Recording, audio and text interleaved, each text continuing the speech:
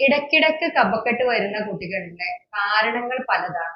Allergy കൊണ്ടാവാം, ഹാർട്ടിന്റെ issues കൊണ്ടാവാം, ശ്വാസകോശ സംബന്ധമായിട്ടുള്ള പ്രശ്നങ്ങൾ കൊണ്ടാവാം, അല്ലെങ്കിൽ പ്രതിരോധ ശക്തിയിലുള്ള പ്രശ്നങ്ങൾ കൊണ്ടാവാം. അപ്പൊ എന്തുകൊണ്ടാണ് ഇത് എന്നുള്ളത് കറക്റ്റ് ആയിട്ട് കണ്ടെത്തണം.